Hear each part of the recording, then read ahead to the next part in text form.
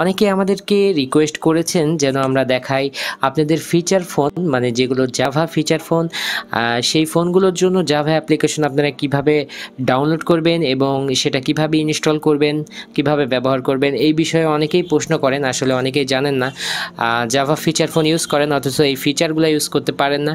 তো আজকের ভিডিও তাদের জন্যই যারা জাভা অ্যাপ্লিকেশন সম্পর্কে জানতে চাচ্ছেন এবং কিভাবে ইউজ করতে পারবেন সে বিষয়ে জানতে চাচ্ছেন। তো বিস্তারিত জানার জন্য সম্পূর্ণ ভিডিওটি দেখুন। আর আপনি যদি আমার চ্যানেলে নতুন দর্শক হয়ে থাকেন অবশ্যই চ্যানেলটি সাবস্ক্রাইব করে আমাদের সাথেই থাকুন। তো চলুন আজকের ভিডিও শুরু করা যাক। তো শুরুতেই আমরা মোবাইল থেকেই দেখাচ্ছি। আপনি ক্রোম ব্রাউজার ওপেন করে নেবেন।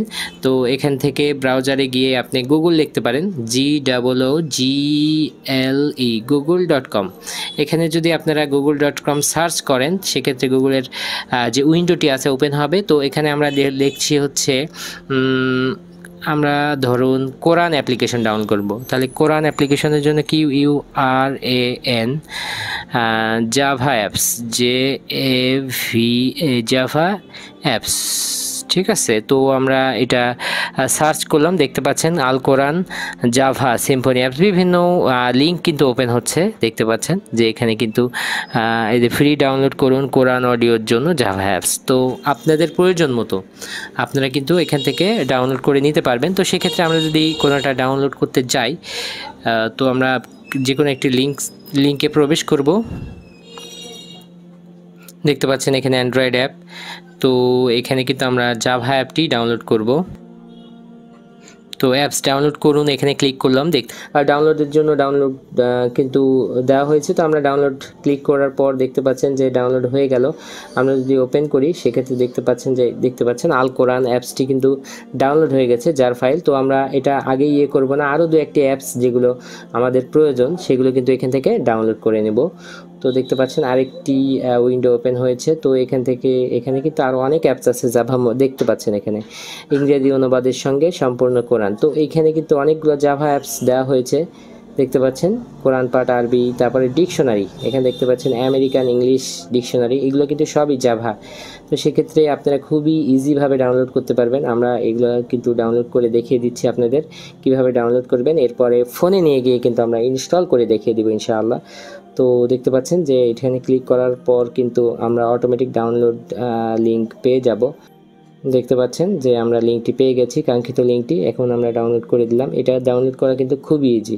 তো এখান থেকে কিন্তু আপনারা অসংখ্য অ্যাপস আপনার জাভা মোবাইলের জন্য কিন্তু ডাউনলোড করে নিতে পারবেন।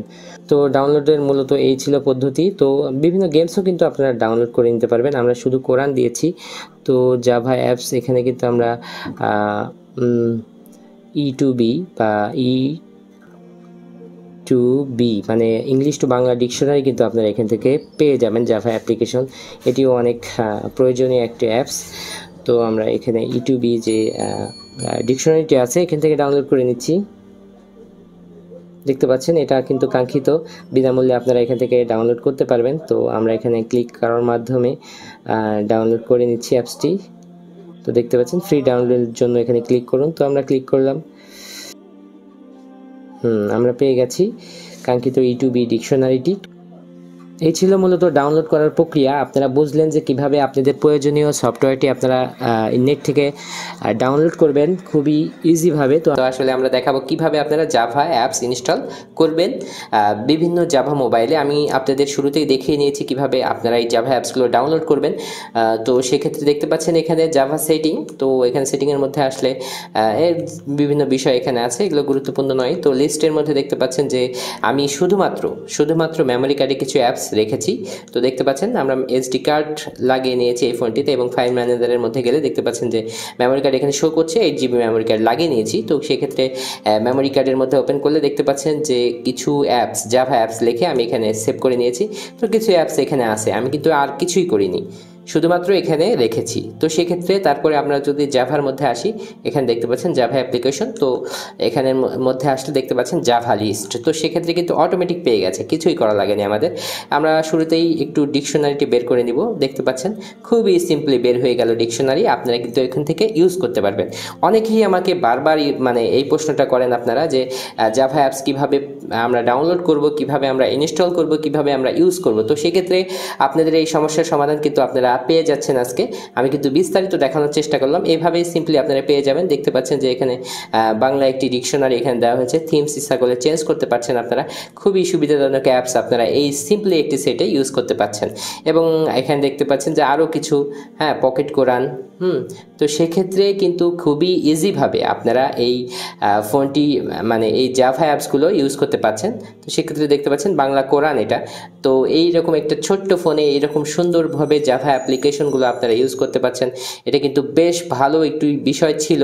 তো বন্ধুরা, কেমন লাগলো আজকের ভিডিও জানাবেন, আর কি কি বিষয় আপনারা দেখতে চান, আপনাদের সুবিধার জন্যই আমাদের ভিডিও। তো সেই ক্ষেত্রে অবশ্যই জানাবেন, আমরা জানানোর চেষ্টা করব বা দেখানোর চেষ্টা করব আপনাদের। তো অবশ্যই ভালো লাগলে ভিডিওটি লাইক দিবেন। তো আজকের ভিডিও এখানে শেষ করছি, নেক্সট কোনো ভিডিওতে দেখা হবে আবার ইনশাআল্লাহ। আসসালামু আলাইকুম ওয়া রাহমাতুল্লাহ।